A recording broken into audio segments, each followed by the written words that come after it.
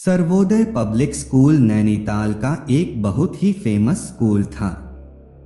वहां पर बहुत ही बड़े घर के बच्चे पढ़ते थे।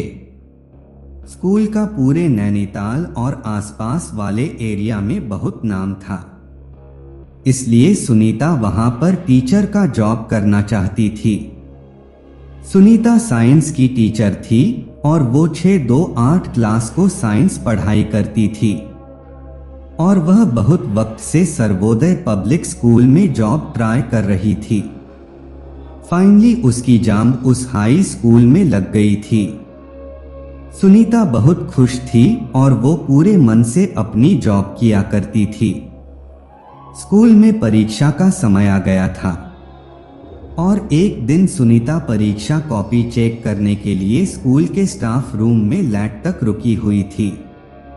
उसने अपने माता पिता को बताया था कि वो स्कूल से लेट आने वाली थी, मगर चिंता की बात तो तब हुई जब रात के 11 बज गए और सुनीता का कुछ अता पता नहीं चला।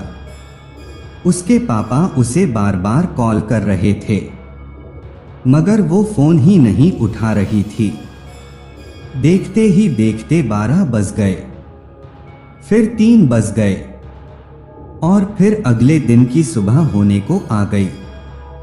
सुनीता के माता पिता बहुत परेशान हो गए थे, इसलिए उसके पापा तुरंत स्कूल के लिए निकल गए, मगर स्कूल के गेट पर ताला लगा था। इसके बाद सुनीता के पापा सीधा लोकल पुलिस स्टेशन गए और अपनी बेटी की मिसिंग रिपोर्ट दर्ज करा दी। ये सब अभी चल ही रहा था कि सुनीता के पापा को उसकी स्कूल के स्टाफ रूम वाले नंबर से एक कॉल आया। उन्होंने तुरंत फोन उठाया और उनके पैरों तले जमीन खिसक गई। वो पुलिस को लेकर फौरन स्कूल के लिए निकल गए। वहां पहुंचकर उन्होंने देखा कि स्टाफ रूम में सुनीता की लाश पड़ी है।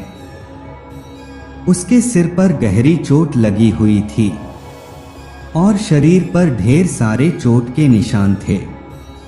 पुलिस ने यह सब देखकर तुरंत सुनीता की डेथ की इन्वेस्टिगेशन शुरू कर दी। उसके शरीर के निशान सीधा इशारा कर रहे थे कि उसे किसी ने बड़ी बेरहमी से मारा है। पुलिस ने जब सीसीटीवी फुटेज चेक किया तो उन्हें उसमें कुछ नहीं मिला। शाम 8 बजे तक सुनीता पेपर चेक करती नजर आ रही थी और उसके बाद अचानक सीसीटीवी फुटेज करप्ट हो गई थी। ये केस पूरे नैनीताल में फेमस हो गया और सर्वोदय पब्लिक स्कूल काफी चर्चा में रहने लगा। स्कूल की प्रिंसिपल को ये बात बिल्कुल पसंद नहीं आ रही थी कि उसकी स्कूल की रेपुटेशन खराब हो रही है, इसलिए उसने पुलिस इंस्पेक्टर संजय को बार बार स्कूल में आने से मना कर दिया। संजय ने केस के बारे में खूब जांच पड़ताल किया, मगर उसे कुछ समझ ही नहीं आ रहा था कि आखिर सुनीता का मर्डर हुआ कैसे और क्यों। स्कूल के सामने एक चाय और स्नैक्स की दुकान भी थी, जहां एक बूढ़ी अम्मा सफाई का काम किया करती थी। एक बार संजय जब वहां पर चाय पी रहा था तो बूढ़ी अम्मा अचानक से बोल पड़ी कि स्कूल में भूत है और उस भूत ने ही उस टीचर को मारा है। सुनकर पहले तो संजय हंस पड़ा, लेकिन फिर कुछ देर बाद उसने सोचा कि वो एक बार रात में जाकर स्टाफ रूम चेक करके ही क्यों ना आ जाए। इसलिए एक शाम स्कूल बंद होने के बाद संजय गार्ड से स्कूल खुलवाकर चुपचाप स्टाफ रूम में जांच पड़ताल करने चला गया। स्टाफ रूम में जाते ही उसको कुछ अजीब सा महसूस होने लगा। अचानक ही स्टाफ रूम का टेम्परेचर ठंडा पड़ गया था। संजय ने स्टाफ रूम को अंदर से बंद किया और फिर जांच करने लगा। उसने सुनीता का लॉकर खोला और डॉक्यूमेंट देखने लगा। तभी स्टाफ रूम की सारी लाइट्स क्लिक करने लगे। संजय ने ट्यूबलाइट थोड़ी घुमाई ताकि लाइट फ्लिकर हनी बंद हो जाए और वह जलभुज बंद भी हो गई। इन सब पर ध्यान ना देता हुआ संजय दोबारा अपना काम करने लगा कि तभी रूम में लगी ट्यूबलाइट ब्लास्ट हो गई और पूरे स्टाफ रूम में अंधेरा छा गया। इस बात को ज्यादा सीरियसली नहीं लिया और सभी पेपर्स उठाकर रूम से बाहर जाने लगा। मगर स्टाफ रूम का दरवाजा अब खुल ही नहीं रहा था। उसने दरवाजा खोलने की बहुत कोशिश की मगर वो खुल ही नहीं रहा था। तभी संजय को अपने पीछे से किसी औरत के रोने की आवाज आई और पलटा। उसका दिल बुरी तरह। एक औरत दीवार की तरफ मुंह करके जमीन पर बैठी रो रही थी। संजय की धड़कनें औरत को देखकर बहुत तेज हो गई थी, क्योंकि पूरे स्कूल में उसके अलावा कोई था ही नहीं। वो पूरी जान लगाकर दोबारा दरवाजा खोलने की कोशिश में लग गया, मगर अगले ही सेकंड वह बर्फ वही जम गया। वो धीरे से मुंडा। उसने देखा कि वह औरत ठीक उसके पीछे छत से उल्टी लटकी हुई है। जब उसने ध्यान से उसका चेहरा देखा तो उसकी आंखें फटी की फटी रह गई। वो औरत और कोई नहीं बल्कि सुनीता ही थी। उसकी आत्मा उसी स्टाफ रूम में कैद थी। सुनीता की आत्मा छत से ही फ्रॉड करते हुए उसी कोने में चली गई जहां वो बैठकर रो रही थी। उसने जैसे ही सुनीता की आंख में आंख मिलाई, सुनीता जोर से चिल्लाई और फिर हवा में कहीं गायब हो गई। संजय उस कोने की तरफ गया। उसने देखा कि स्टाफ रूम की वो दीवार लकड़ी से बनी थी, जबकि बाकी दीवारें सीमेंट से बनी थी। संजय ने वो दीवार तोड़कर जो उसने वहां देखा, ऐसा कुछ उसने आज तक कभी नहीं देखा था। उस दीवार के अंदर इंसानी हड्डियां पड़ी थी। उन हड्डियों के ऊपर खून लगा था और पास में एक गुड़िया रखी थी, जिसके गले पर इंसानी बाल बंधे थे। सबसे चौंका देने वाली बात तो ये थी कि उस गुड़िया के नीचे एक तस्वीर रखी थी। वो तस्वीर किसी और की नहीं बल्कि सुनीता की ही थी।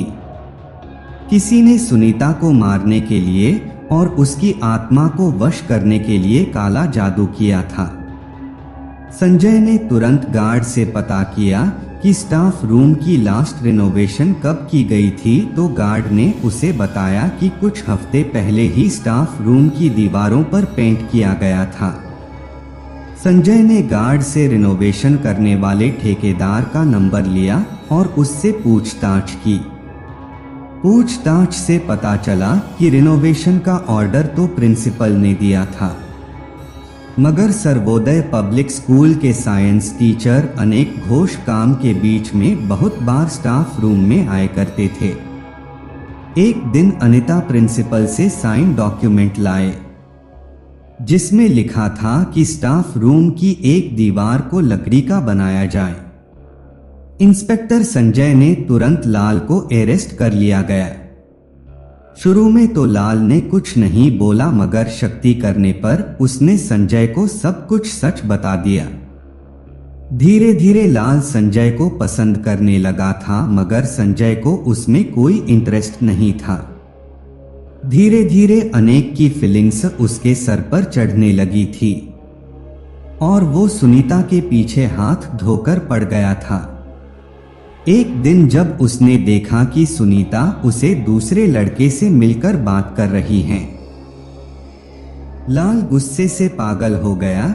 जिस दिन सुनीता स्कूल में देर तक रुकी थी, उस दिन छुट्टी के बाद लाल भी स्कूल में छुपा बैठा था। वो स्टाफ रूम में गया और सुनीता से जबरदस्ती करने लगा।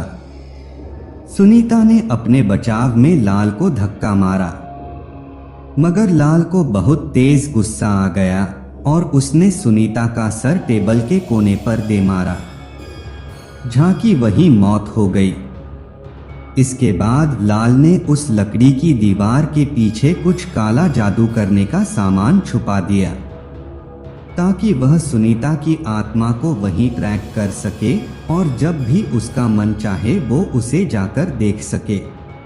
लाल की बड़ी बहन काला जादू करना जानती थी और सुनीता ने उसी से ये सब करना सीखा था।